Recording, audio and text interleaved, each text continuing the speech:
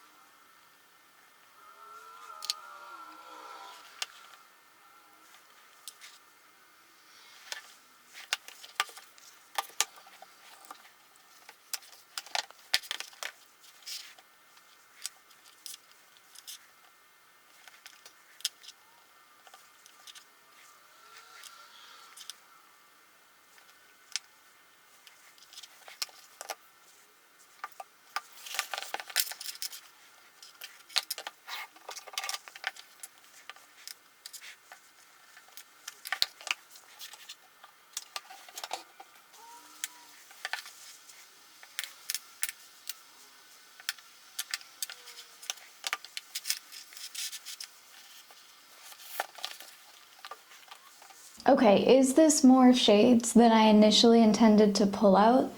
Yes, it is. I have to level with you. But like I said, I have a pretty tight vision for what this palette should be, so I feel okay about it. I'm going to arrange these into some loose categories that we'll use to narrow things down.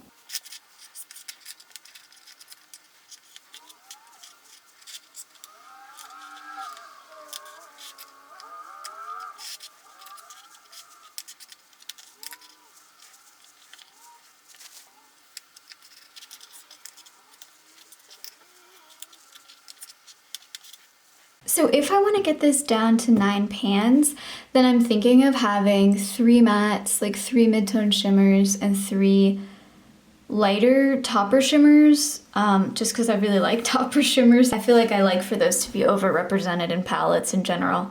I might not get it down to 9 pans, I might do 12. Let's start with swatching some mattes.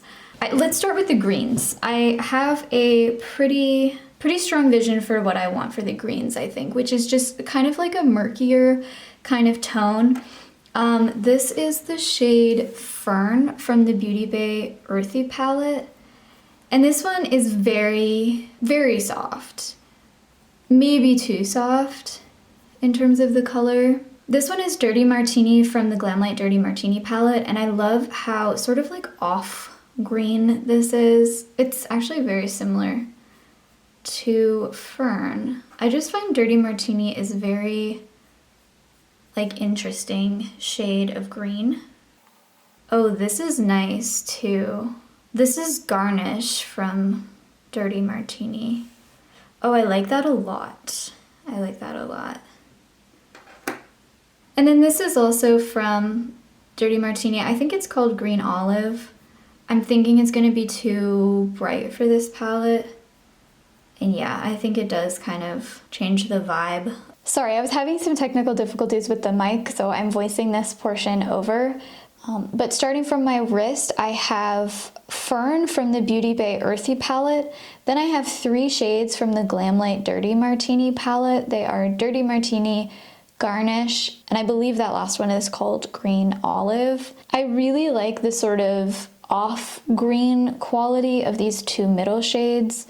So I decided to pull both of those out and decide later on what depth level I want for that green, but those are sort of like a lighter and a deeper version of that same off green kind of shade. And then I swatched out Chocolate from DandylionsCo and Dark Chocolate from the Glamlite Chocolate Martini palette. And Chocolate is just a pretty straight neutral warm brown. Dark Chocolate leans a little bit more red, a little bit more purple, and I decided to go with Chocolate, the more neutral one, just because it's a little bit more versatile with this color story. For reds, this is really what I was thinking when I was thinking of a soft Christmassy palette. These 2 are soft, more in the direction of pink, I would say, whereas these are all softer in the direction of terracotta brown. But I have from the ColourPop Main Squeeze palette, Frosé and Seed Money. From the Glamlite Chocolate Martini palette, I have Syrup and Crème de Cacao. Then I have Brick from the Beauty Bay Earthy palette, Vintage Mulberry from Lisa Eldridge, and Red Bottoms from the ColourPop Main Squeeze palette. Looking at these, I'm torn between Seed Money and Crème de Cacao.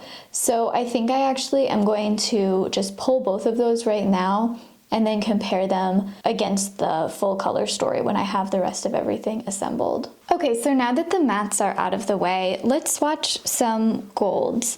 I had sorted these into light gold shimmers and darker mid-toned gold shimmers, although I only ended up with one of these. So this is Palm from the Beauty Bay Earthy palette. I rarely wear this shade, but I almost always pull it out for custom palettes for some reason. It's just a cool toned kind of antique-y gold. I also pulled out Kava, which is a light sparkly gold from the Beauty Bay Earthy palette, one of the sparkliest shades in that palette. And I would say it has like a flaxen gold color with sort of almost silvery sparkles. Super beautiful shade. Let's see, I also pulled out Exposed from the Glaminatrix Nearly Natural palette. This one's a little bit smoother. Yeah, it's pretty similar to those. It's just a little bit less textured, so in my mind, a little bit less impressive than either of those. Let's see this one. This is Cookies and Cream from Looxi. Now, I don't know for sure whether this is the like original Cookies and Cream because Looxi was changing their formula at the time that I bought this. But this is still a sparkly shadow, and I do enjoy the formula of this one. Yeah, it's so hard to pin down. Sometimes when I put this on the eye, it feels like a mint green. I think you're getting a little bit of that in the camera, but it's like a very yellow, like almost fluorescent yellow gold shimmer to the point where it leans like a little bit cool toned. It's very interesting. So I definitely like that one. That's a strong contender. I also have Angel Wings, which is one of my favorite shadows. Angel Wings there has a much more obvious like green shift. I hope you're gonna be able to get that under these lights. It might be beating Cookies and Cream right now. This one is called Gleefulness. It's from the Oden's Eye Stone and Rock palette, and it's much more of a yellow gold. Sheer base, super sparkly and gorgeous formula. I don't know, this is tough. They're all so beautiful, but I think I want to put Angel Wings in here. I'm getting really precious about using Angel Wings. I know there's still a lot left, but because I can't get this anymore, and it's, I don't know, it might be my favorite eyeshadow ever. It might be. I think I'm going to pull out Palm again, yet again for a custom palette. I think that would go nicely with either the red side or the green side. And I think I'm gonna call that good for now and leave the rest of the golds out. Now for greens, I have a lot of like basically mid-toned greens to swatch. The one I'm most excited about and was most thinking about when I thought of this concept for the palette is Cheerfulness from the Oden Stone and Rock palette. I conceive of this as a sage green, but it's sort of like a soft, cool-toned kind of green. I mean, it has some warmth to it, but I think of it as cool-toned compared to like an olive green, say.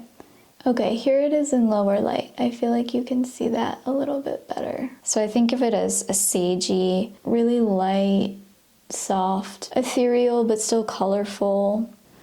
To me, that's just such a beautiful standout shade. What is this called? Oh, I think this one's called Exposed. I misspoke. The gold from this palette is called New Nude, but this is from the Glamlite Nearly Natural palette. And it's like a similar level of softness, I think, but much more golden toned. What else? This is a shade I haven't gotten to know very well. It's from DandylionsCo and it's called Aventurine, I think is how you say it. Dandelions is not known for their shimmers. It's a similar color to Cheerfulness, which is one of the things I love so much about Cheerfulness, but it is not as shiny at all. This one is called Phone Home from Looxi. I have barely ever used this. It's like a spring green, and I believe it has a bit of a pink shift. Okay, it's very, very bright. Wow, super vibrant. It is beautiful. I definitely need to use that in like a springtime palette or something. It has like a kind of purpley pink base that's very sheer. So far, none of these have beaten Cheerfulness, but that's a beautiful shade. Now this is Gabriel from Oden's Eye. It's a bit smoother. Okay, and it's more like a yellow olive green as well. I think that is much more of what I would traditionally think of when I think of a Christmas green, but I want to keep it a little bit softer and less rich for this palette. Now, similarly, this is Drip from Looxi. I definitely included this in my last Christmas palette, which was a dupe of the Oden's Eye Merry Christmas palette. But this is nice because it's like a combination of red and green. It's one of those red-brown to green duochromes, and it has both a golden green as well as a shift to a really bright, cooler toned green. Oh, I love that shade so much. It's so stunning.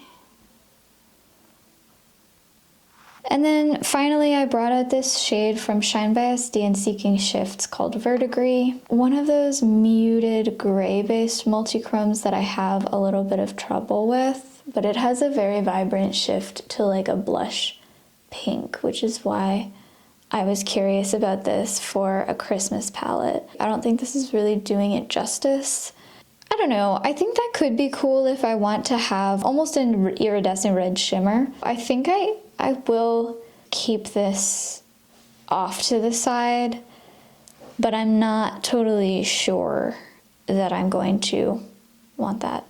In any case, I'm still convinced I want Cheerfulness, that shade up near my knuckles, but these are all so gorgeous. Okay, so I'll just show you here. This is what we are sort of working with right now so far. I will swatch out these red mid-toned shimmers that I picked out. This is called Pikantny from Glam Shop. I kind of want this shade to have its moment to shine in this palette, because if you saw my Dark Autumn BYOP, I talked about how I never choose this shade over a similar one that I own, and I honestly don't know that I've ever worn it. Now this is like the more soft neutral version of a red adjacent shade. It's called Raw from the Glamlite Nearly Natural palette, and it definitely verges more on rose gold or copper. But yeah, I'm excited about Pikantny in the context of a soft Christmas palette. Now I wanted some shades to sort of evoke snow. So that applies to more or less all of these shades. I have a couple of silvers, like this one, Midnight Robe from the Glamlite Ghostface palette, is just a standard festive looking silver. Then I always bring out this one, Satellite from the Beauty Bay Earthy palette. It's a green toned silver, kind of gold adjacent, but I think I have enough goldish shades, and I think that is a little bit too close to gold, so I'm gonna push that one out actually. Then I pulled out this taupe shade from Glaminatrix called Komodo, which has a brown taupey base, but it has a really prominent silver sparkle, so I thought it was worth looking at. Yeah, like honestly, I think that could be a nice, basically silver. I pulled out Mystic Moon Pie from Divina just because I love this shade, and that's really it. I honestly don't know if it would go with this color story at all. It's like a plum to teal duochrome. It's a really magical shade. I could probably get a similar effect using this shade Fervor from the Oden's Eye Stone and Rock palette, which is like an iridescent teal mint. It's definitely more green than Mystic Moon Pie. But yeah, I think that would be a really nice addition to the palette. I really like mint green paired with reds and golds, and it would obviously naturally go with the greens as well. So I think that I'm definitely leaning towards including that. And it has like, I don't know, I feel like I'm noticing in a lot of my minty shades and a lot of my golden shades, there's a weird overlap between mint and gold as it sort of passes through green. It's really interesting to see and compare those, see what pulls it out. I'd really like to include that one, leaning toward including Midnight Robe.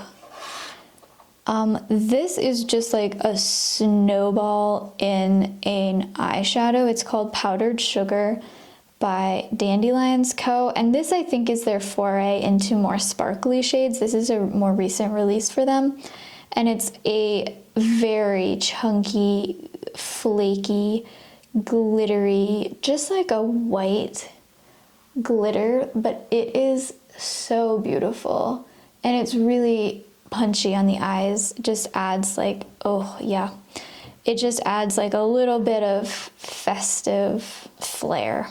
I don't know, I love that one. Very, very holiday appropriate. And then I had to pull out an iridescent green, but now that I have Angel Wings as my sort of golden, light golden shade, I think that I am going to be good without this one. But this is Mercurial from the Lisa Eldridge Sorcery palette.